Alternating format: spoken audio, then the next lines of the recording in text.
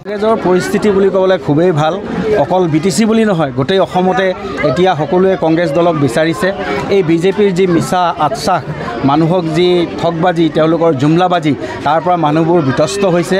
আজি সকলোতে যি কৰাপশ্যন, আপোনাৰ BTCতে কওক, আপোনাৰ হাগ্ৰামাৰ টাইমতে হওক বা প্ৰমোদ বড়োৰ টাইমতে হওক বা বিজেপি সকলোৱে মিলি তেওঁলোকে যি কৰাপশ্যন কৰিছে, কৰাপশ্যনৰ এগেইনষ্টে আমি সকলোকে ন্যায় প্ৰদান কৰিবৰ কাৰণে কোনো জাতি, বৰ্ণ, ধৰ্মৰ কথা নাই। ইয়াতে আমি সকলো অসমবাসীৰ যাতে সম উন্নয়ন হয় তাৰ বাবে আমি কাম কৰি আহিছোঁ। আৰু ৰাইজে বিচাৰিছে, এটা নতুনত্ব বিচাৰিছে BTCত। আমি BTCত কংগ্ৰেছে এৰি দিছিলোঁ মানে এনেকুৱা ধৰণৰ আছিলে যে আমি সকলোকে সন্মান জনাইছিলোঁ। আমি BTCবাসীক সন্মান জনাই পেলাই তেওঁলোকৰ নিজৰে স্বশাসন হওক এই বুলি ভাবি পেলাই আমাৰ তৰুণ গগৈ ডাঙৰীয়াই আমাৰ ইয়াতে BPF তেওঁলোকৰ তেতিয়াৰ দিনত আপোনাৰ ইয়াৰ জাতীয় সংগঠন আছিলে, গতিকে তেওঁলোকক এৰি দিছিলে। এৰি দিয়াৰ পাছত তেওঁলোকৰ যি কৰাপশ্যন, তেওঁলোকৰ যি ভ্ৰষ্টাচাৰ, তাক দেখি পেলাই এতিয়া আমাৰ কংগ্ৰেছ দলে ভাবিলে যে নহয়, যদি BTCবাসীক ন্যায় দিবলৈ হয় আমি কংগ্ৰেছ দল আহিব লাগিব। আৰু BTCবাসীয়েও এটা নতুনত্ব বিচাৰি আছে। UPPLৰ যি জুমলাবাজি তাকো দেখিলে, আৰু বিজেপিয়ে যি তেওঁলোকৰ ভাগ কৰা ৰাজনীতি, আজি আপুনি চাবলৈ যাওক 6 জনগোষ্ঠী আৰু এক্সিষ্টিং যিসকল ST আছে তেওঁলোকৰ মাজত যুদ্ধ লগাবৰ কাৰণে তেওঁলোকে বিচাৰি আছে। তেওঁলোকেই 6 জনগোষ্ঠীক জনজাতিকৰণ কৰিম বুলি ক'লে, এতিয়া উল্টাই পেলাই মানে যে কৈছে নহয় বোলে অন্য যিসকল জনজাতি আছে, মিচিং, বড়ো, কাৰ্বি, তেওঁলোকে বোলে তেওঁলোকক বিৰোধ আচৰণ কৰিছে। এইবোৰ চব মিছা কথা কৈ আমাৰ মাজত ভাতৃঘাতী সংঘৰ্ষ লগাব বিচাৰিছে। আমি ইয়াৰ পৰা অসমখনক বচাব বিচাৰোঁ, এখন শান্তিৰ অসম আমি গঢ়িব বিচাৰোঁ। আৰু তাৰ বাবে ৰাইজেও বিচাৰে এখন শান্তিৰ অসম, য'ত হিন্দু মুছলমান বুলি কথা নাই, সকলোৱে জীয়াই থাকিব পাৰে। এতিয়া আপোনালোকে কি ইস্যু লৈ পেলাই আপোনালোকে নিৰ্বাচন প্ৰচাৰ? নাই, ইস্যুটো 1 নম্বৰতে তেওঁলোকৰ ভ্ৰষ্টাচাৰী যিটো ইস্যু সেইটোতো আছেই, সকলোৱে জানে। গতিকে সেইটো আমি কি উন্নয়ন কৰিম, আজি আমি BTC ৰাইজক আমি আশ্বাস দিছোঁ, আমি যদি কাইলৈ আমি পাৱাৰত আহোঁ আমি সকলোকে ন্যায় প্ৰদান কৰিম, সকলোকে আমি মাটিৰ পট্টা দিম, যিসকল যোগ্য প্ৰাপ্য তেওঁলোকৰ প্ৰাপ্য আমি তেওঁলোকক দিম। আৰু আপোনালোকে জানে আমাৰ যে কংগ্ৰেছৰ চৰকাৰ আহিলে 26 চনত আমাৰ কেইটামান চুক্তি আছে, যেনেধৰণে আমি গেছ চিলিণ্ডাৰৰ দাম 1200ৰ পৰা আমি 500 টকা কৰিম। ঠিক তেনেধৰণে আমি মিছা কথা কোৱা নাই। আমাৰ অন্য য'ত আমাৰ কংগ্ৰেছ দলৰ চৰকাৰ আছে আপোনালোকে খবৰ ল'ব, কৰ্ণাটকতে খবৰ লওক, তাতে আমি 500 টকা চিলিণ্ডাৰ দি আছোঁ। আৰু আমি বিজুলী 200 ইউনিট আমি ফ্ৰী দিম দুখীয়া মানুহৰ বাবে। আৰু যিটো অৰুণোদয় বুলি তেওঁলোকে জুমলাবাজি এটা 1200 টকা, তাকো সকলোকে নিদিয়ে, কেৱল মাত্ৰ বিজেপি কৰা মহিলাসকলক দিছে। আমি সকলোকে দিম, সকলো দুখীয়া মহিলাক আমি 3000 টকা, 2500ৰ পৰা 3000 টকাকৈ আমি অনুদান দিম। আৰু বিশেষকৈ যিবোৰ স্কুল তেওঁলোকে বন্ধ কৰি দিলে, আজি চৰকাৰী বিদ্যালয়বিলাক তেওঁলোকে বন্ধ কৰি দিছে, ডাঙৰ প্ৰাইভেট স্কুল খুলিছে।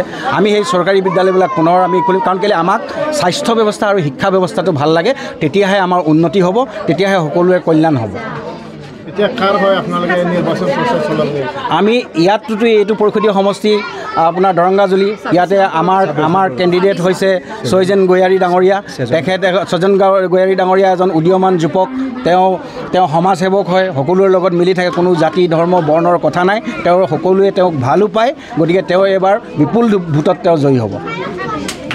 BTC নিৰ্বাচনত ৰাইজৰ নিমিত্তে ৰাইজৰ কাম কৰিম বুলি আমাৰ মাননীয় গৌৰৱ গগৈ ডাঙৰীয়াৰ নেতৃত্বত আৰু ৰাহুল গান্ধী ডাঙৰীয়াৰ নেতৃত্বত ৰাইজৰ উন্নতিৰ কাৰণে পিছ পৰি থকা কিছু কাম আছে, বা কিছু বুলি নহয় বহুতখিনি কাম আছে। আৰু লগতে ৰাইজৰ উন্নতিৰ বাবে আৰু ৰাইজক শান্তি দিবলৈ কাৰণে আৰু আমাৰ BTCত এই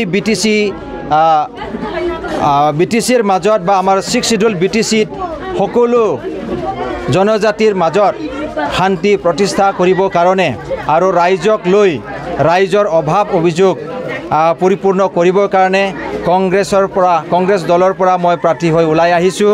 আৰু যেতিয়া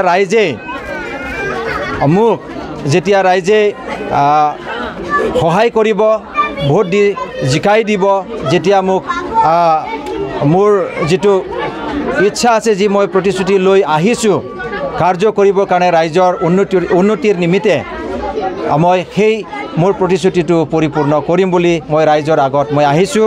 আৰু আজিও মই ৰাইজক কৈছোঁ, ৰাইজে যদি মোক এবাৰ জিকাই দিয়ে তেন্তে মই 5 বছৰৰ ভিতৰত যিমানখিনি কাৰ্য কৰিব লাগে ইয়াত মই সেইখিনি কাৰ্য কৰিম।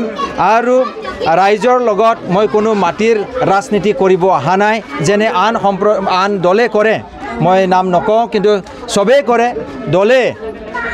যিমান দল আহে সকলোৱে মাটিৰ ৰাজনীতি কৰে, কিন্তু আজিলৈকে মাটি বড়ো মানুহকো দিয়া নাই, আৰু আন সম্প্ৰদায়ৰ মানুহকো দিয়া নাই গতিকে মই মাটিৰ ৰাজনীতি কৰিম বুলি মই অহা নাই কিন্তু ৰাইজৰ ওচৰত ৰাইজৰ অভাৱ অভিযোগ জানিবৰ কাৰণে তেওঁলোকৰ মাজত আহি তেওঁলোকৰ লগত থাকি ৰাইজৰ লগত থাকি ৰাইজৰ কাম কাজ কৰিবৰ কাৰণে মই আগবাঢ়ি আহিছোঁ গতিকে মই আমাৰ এই 26 নং দৰংগাজুলি সমষ্টিৰ সদৌ ৰাইজৰ বাকীলৈ মোৰ বিনম্ৰ অনুৰোধ যে ৰাইজে আগবাঢ়ি আহে যাতে যেন কংগ্ৰেছ দলক ভোট দি যাতে যেন জয়যুক্ত কৰায় ধন্যবাদ